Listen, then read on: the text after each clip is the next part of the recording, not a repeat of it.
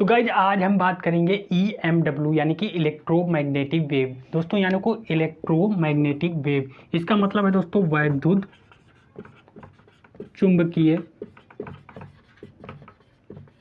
तरंग। दोस्तों इलेक्ट्रोमैग्नेटिक यानी कि वैद्युत चुंबकीय तरंग दोस्तों होता है।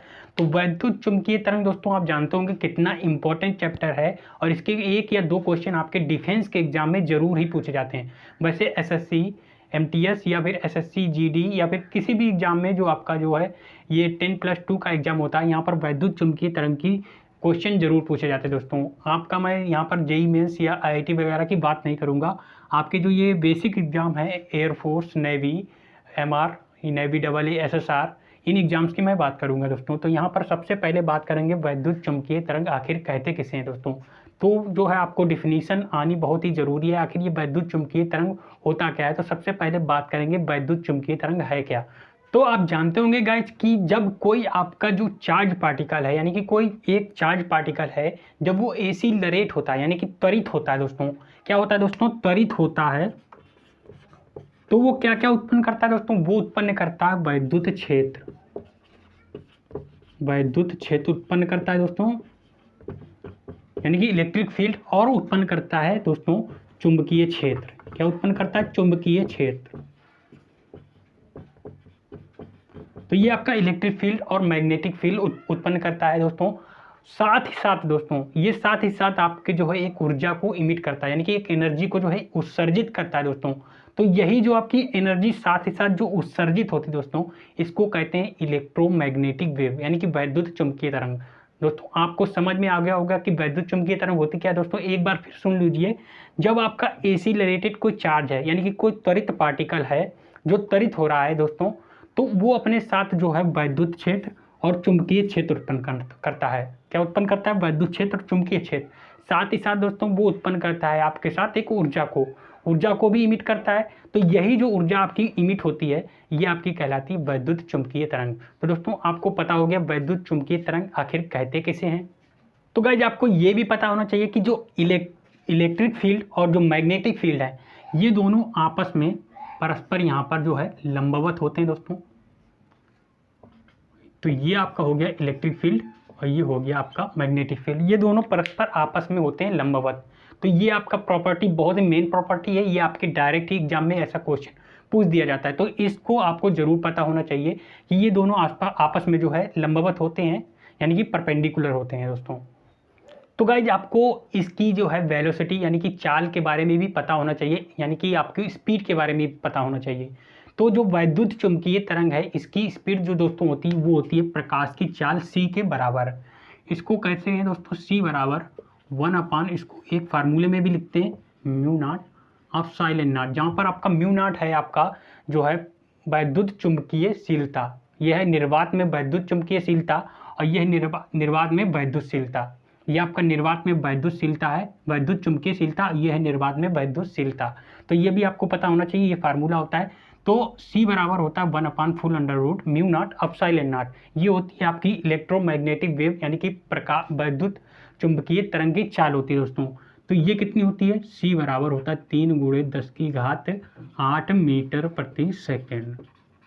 तो ये भी आपको पता होना चाहिए कि इसकी चाल जो होती है प्रकाश की चाल के बराबर होती है दोस्तों। और आपको ये भी पता होना चाहिए दोस्तों जो वैद्युत चुंबकीय तरंग है इसका जो है ध्रुवण होता है। क्या होता है, ध्रुवण होता है यानी कि पोलराइजेशन होता है दोस्तों। तो ये भी आपको पता होना चाहिए। और गाइज आप ये भी जानते होंगे दोस्तों वैद्युत चुंबकीय तरंग को एक और नाम से जाना जाता है, इनको जानते हैं अनुप्रस्थ तरंगे। क्या जानते हैं, अनुप्रस्थ तरंगे, यानी कि वैद्युत चुंबकीय जो तरंगे होती है दोस्तों आपकी अनुप्रस्थ तरंगे होती हैं दोस्तों। तो ये दोस्तों मैं आपको यहाँ पर आपको आज जो है 7 तरंगों के बारे में बताने वाला हूँ।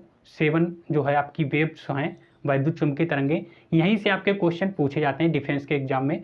तो इन 7 तरंगों का फंडा मैं आपको आज जो है बारीकी से समझा दूंगा। यहाँ से अगर आपका एक भी क्वेश्चन आ गया तो आप एक भी क्वेश्चन को गलत नहीं करेंगे और आपके यहीं से क्वेश्चन पूछे जाते हैं। तो दोस्तों मैं आपको 7 तरंगों को बिल्कुल जो है डिटेल में समझाऊंगा, तो आपको बहुत ही ध्यान से समझना है। तो गाइस जो 7 आपकी वेव्स हैं वैद्युत चुंबकीय तरंगे हैं वो कौन सी हैं, आखिर आपको एक सीरीज बना लेनी है एम, यहाँ से आपको नीचे से शुरू करना है और ऊपर की ओर लिखना है। ये नोट्स बना लेना है, बहुत ही इंपॉर्टेंट चैप्टर है, इंपॉर्टेंट टॉपिक है। आपको यहाँ से जो क्वेश्चन है 2 या 1 क्वेश्चन आपके जरूर पूछे जाते हैं। RMIVU और X और G, ये आपकी 7 हो गई तरंगे। कितनी हो गई? 7 हो गई। 1 2 3 4 5 6 और 7, ये 7 तरंगे हो गई आपकी। तो दोस्तों R फॉर होता है रेडियो वेव और M फॉर होता है दोस्तों माइक्रोवेव, यानी कि दोस्तों कह सकते हैं सूक्ष्म तरंगे। ये आपकी रेडियो तरंगे होगी। I फॉर होता है दोस्तों इंफ्रारेज। क्या होता है?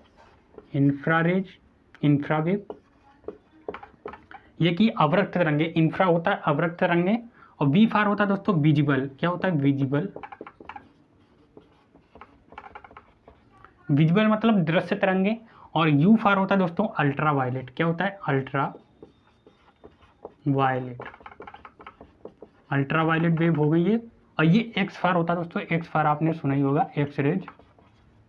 और ये G फॉर होता है दोस्तों गामा रेज। तो ये आपकी 7 रेज हैं, यहीं से आपके क्वेश्चन बनते हैं दोस्तों। तो आखिर इनका फंडा क्या है, यहाँ पर क्वेश्चन कैसे पूछे जाते हैं, ये मैं आपको बारीकी से समझाऊंगा दोस्तों। तो RMIVU आपको ये एक सीरीज बना लेनी है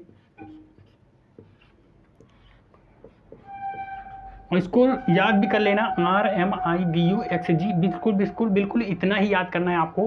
RMIVU यहाँ से आपको क्वेश्चन को कैसे करना है मैं आपको जो है बहुत ही ट्रिक से समझा देता हूँ। तो आपको ये एक सीरीज याद कर लेनी है दोस्तों। तो गाइस सबसे पहले बात करेंगे फ्रीक्वेंसी यानी कि आवृत्ति की दोस्तों। तो फ्रीक्वेंसी ये आपकी दोस्तों, ये फ्रीक्वेंसी का होता है बढ़ता क्रम। फ्रीक्वेंसी का ये बढ़ता क्रम होता है, यानी कि दोस्तों आर की जो है फ्रीक्वेंसी सबसे कम होती है, रेडियो वेव की सबसे कम होती है और आपकी गामा रेज की फ्रीक्वेंसी सबसे ज़्यादा होती है। तो यहाँ से क्वेश्चन आपसे फ्रीक्वेंसी से कैसे क्वेश्चन पूछे जाते हैं कि जो आपको जो है 4 ऑप्शन में दी होंगी, जो 4 वेव्स हैं आपको 4 वेव दी होंगी और यहाँ से पूछा जाएगा सबसे ज़्यादा फ्रीक्वेंसी किसकी है। तो आपको ये सीरीज याद होगी तो आप आसानी से क्वेश्चन कर पाएंगे। तो दूसरा जो क्वेश्चन पूछा जाता है दोस्तों वो पूछा जाता है तरंग दैर्घ्य यानी कि वेवलेंथ से तो पूछा जाएगा। तो दोस्तों आप जानते होंगे कि जो ये है ये फ्रीक्वेंसी का बढ़ता हुआ क्रम है। तो गाइस आपको एक फार्मूला पता होगा, V बराबर होता है म्यू लैम्डा। क्या होता है? V बराबर म्यू लैम्डा। तो आप जानते होंगे दोस्तों यहाँ से आप लैम्डा जो है प्रोपोर्शनल कर सकते हैं 1/म्यू के, यानी कि दोस्तों आपकी ये म्यू है जो आवृत्ति यानी कि फ्रीक्वेंसी है। जब आपकी फ्रीक्वेंसी बढ़ेगी तो तरंग दैर्घ्य घटेगी और आपकी तरंग दैर्घ्य बढ़ेगी तो फ्रीक्वेंसी घट जाएगी। दोस्तों ये आपका हो गया फ्रीक्वेंसी का बढ़ता हुआ क्रम। तो ये आपका हो जाएगा तरंग दैर्घ्य का घटता हुआ क्रम, यानी कि तरंग दैर्घ्य का ये उल्टा जो क्रम हो जाएगा, ये बढ़ता हुआ क्रम हो जाएगा, ये हो जाएगा वेवलेंथ का। ये वेवलेंथ का बढ़ता हुआ क्रम हो जाएगा गामा रेज से रेडियो वेव की तरफ। तो ये भी आपको ध्यान में रखना है। तो यहाँ पर क्वेश्चन आपसे कैसे पूछे जाते हैं, यहाँ पर भी आपको 4 ऑप्शन में दी होंगी तरंगे और यहाँ से पूछा जाएगा सबसे कम या ज़्यादा तरंग पूछी जाएगी किसकी है। तो मैं आपको ये क्वेश्चन भी दिखाऊंगा आगे कि कैसे क्वेश्चन आपके पूछे जाते हैं। और जो दोस्तों आपका एक क्वेश्चन पूछा जाता है दोस्तों वो पूछा जाता है ऊर्जा का बढ़ता हुआ क्रम यानी कि एनर्जी का बढ़ता हुआ क्रम दोस्तों।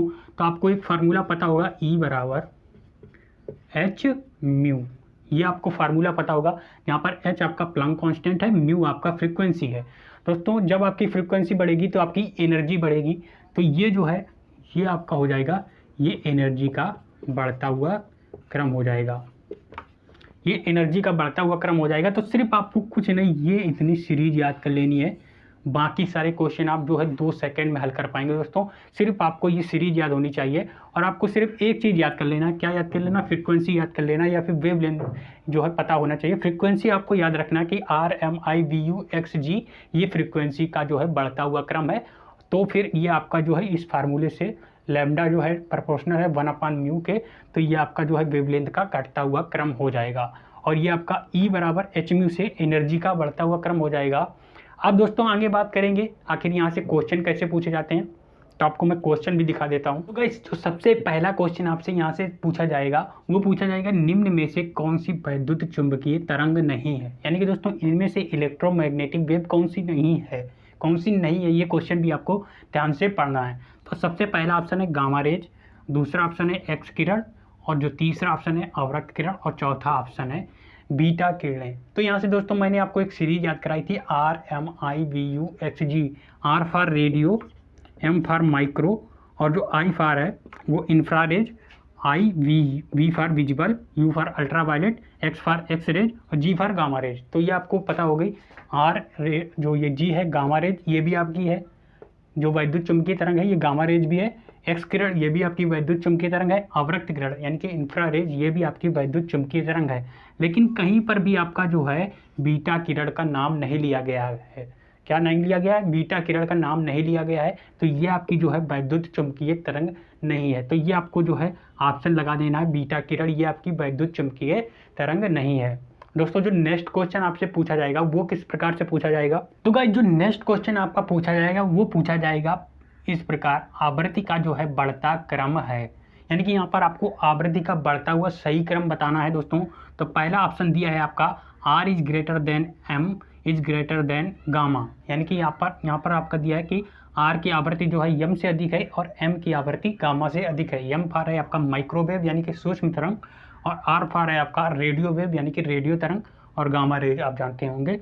तो यहाँ पर आपको सही क्रम बताना है दोस्तों। तो मैंने आपको बताया था आपको सीरीज RMIVUX और G, ये आपका जो हो जाएगा आवृत्ति का बढ़ता हुआ क्रम हो जाएगा, ये मैंने आपको बताई थी।